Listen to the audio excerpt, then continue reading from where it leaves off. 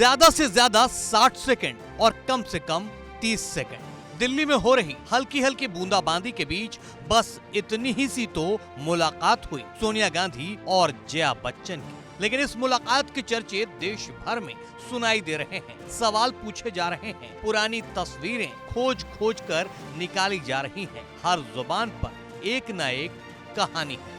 खैर, पहले संसद के मॉनसून सत्र के दूसरे दिन की सबसे दिलचस्प तस्वीर देखिए। संसद की कार्यवाही में शामिल होने जैसे ही सोनिया गांधी संसद परिसर पहुंची, कांग्रेस नेता राजीव शुक्ला ने उनका अभिवादन किया। सोनिया गांधी के सामने टीएमसी सांसद डेरेक ओब्रायन खड़े थे। सोनिया गांधी ने उन्हें हेलो कहा। वहीं डेरेक ओब्रायन के बगल में जया बच्चन खड़ी थी। जैसे ही डेरेक ओब्रायन ने कुछ कहा, दोनों नेता हंसने लगे। फिर जया बच्चन सोनिया गांधी से मुखातिब हुई और कुछ बातें कही। इसके बाद दोनों नेताओं ने ठहाका लगाना शुरू कर दिया। जया बच्चन सोनिया गांधी के कंधों पर हाथ रखती हुई बातें कर रही थी। इतनी ही मुलाकात और फिर तस्वीरें और वीडियो सोशल मीडिया पर चर्चा का विषय बन गए। सवाल पूछे जाने लगे कि क्या गांधी और बच्चन परिवार फिर नजदीक हो रहे हैं। इस मुलाकात के बाद ये पुरानी तस्वीर भी यादों के झरोखे से सोशल मीडिया में तैरने लगी।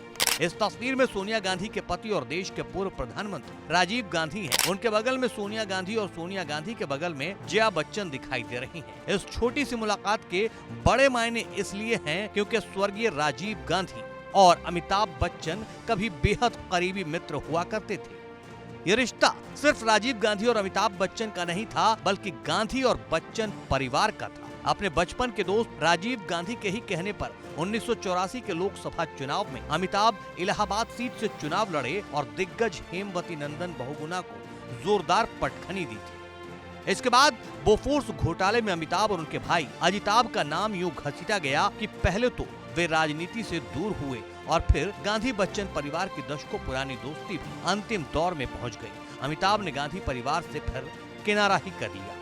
लेकिन बुधवार को जब संसद परिसर में अचानक सोनिया गांधी और जया बच्चन की मुलाकात की ये तस्वीर सामने आई, तो सियासी गलियारों से लेकर देश के गली मोहल्लों में सियासत के पुराने महारथियों के बीच चर्चा होने लगी। सब पुरानी यादों में खो गए। राजीव और अमिताभ के दोस्ती और सियासत वाले दौर जहन में जिंदा हो गए।